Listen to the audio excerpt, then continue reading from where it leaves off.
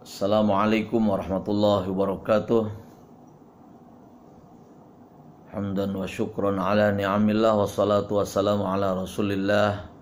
Amma ba'd. Santri wa santriyah Darul Quran yang dimuliakan oleh Allah dan yang dibanggakan, alhamdulillah pada kesempatan ini kita bisa bertemu lagi dalam suasana kalian semua berada di rumah masing-masing. Mudah-mudahan selalu sehat walafiat, bisa mengikuti pelajaran bahasa Arab walaupun dalam jarak jauh.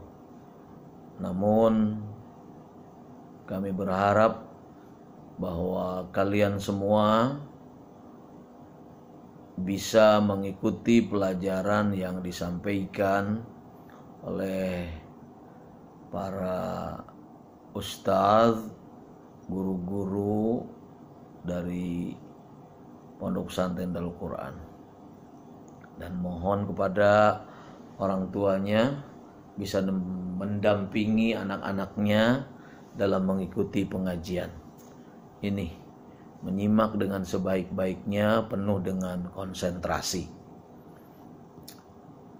Pada kesempatan ini akan disampaikan pelajaran bahasa Arab, yaitu berupa ilmu nahwu ya. Dalam kesempatan ini tentu seperti biasa Bapak menyampaikannya secara kolaborasi, baik itu diambil dari kitab Jurumiyah, diambil dari kitab Mutammimah, juga diambil dari Alfiyah, atau juga yang lebih mudah lagi diambil dari metode amsilati ya. Kita kolaborasi dan silakan kalian boleh membuka kitab Jurumiyah juga boleh ya, itu boleh silakan. Namun diminta untuk mencatat hal-hal yang penting dari pelajaran kita ini, karena ini bagian dari perjalanan kita yang panjang mempelajari bahasa Arab. Dan Bapak sudah menyampaikan hal-hal yang mendasar, yang bersifat pondasi dari bahasa Arab ini. Saudara-saudara jangan sampai melupakannya atau tidak mengulang dari pelajaran ini. Nah, pada kesempatan ini akan disampaikan tentang maf'ul fih ya. Maf'ul fih adalah bagian dari al-mansubatul asma, isim-isim yang dinasabkan, di mana kita mengetahui isim-isim yang dinasabkan itu ada 15 ya. Di antaranya kemarin sudah dibahas adalah maf'ul B ya, yaitu objek penderita. Ada juga maf'ul mutlak atau biasa disebut sebagai masdar. Ada yang disebut dengan maf'ul li'ajli, yaitu suatu objek yang menerangkan alasan suatu pekerjaan itu dilakukan ya. Ada juga maf'ul ma'ah, yaitu objek penyerta ya.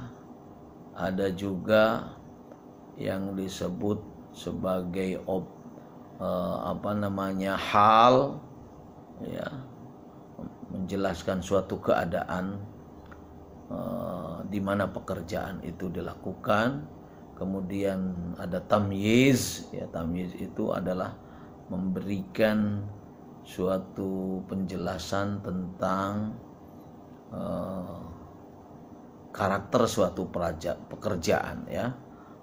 Mufassir Imam Bahama minadz-dzawat, istilah kitab Jurumiyah seperti itu. Dan ada munada, kemudian ada isim inna, ada khobar kana, ada isim tawabi dan lain-lain. Ini adalah termasuk mansubatul asma. Seperti yang sering dikemukakan bahwa mansubatul asma itu pada umumnya, ya pada umumnya adalah kalimat-kalimat fudlah, di mana fudlah itu posisinya kalau dalam bahasa Indonesia kan ada objek, ada keterangan. Kalimat itu kan SPOK, ya. Subjek predikat. Nah, subjek predikat ini itu adalah fudlah, ya. Umdah. Subjek predikat itu adalah umdah. Sedangkan objek dan keterangan, OK-nya itu adalah sebagai fudlah. Nah, fudlah ini pada umumnya adalah dibarisi nasab. Jangan ragu kalau kalimat itu sebagai fudlah, ya kasihlah nasab.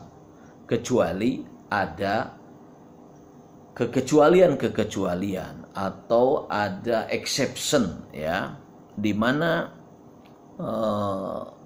secara tafsil nanti, ya, secara terperinci akan diterangkan dalam bab-babnya. Nah, seperti juga nanti di sini tentang maf'ul fih, ada yang tidak nasab begitu, ya, tidak dinasabkan. Ada yang harus didommahkan misalkan. Nah, itu adalah exception. Atau di dalam istisna, ya ada, ya, di dalam istisna itu yang diberi nasab, ada yang diberi rafa begitu, ya. Seperti juga di dalam munada itu ya ada yang diberi nasab, juga ada yang diberi rafa begitu. Atau juga diberi mabni begitu, ya, diberikan mabni dhammah misalkan dan sebagainya. Nah, ini adalah eksepsi atau pengecualian dari keumuman al-mansubatul asma.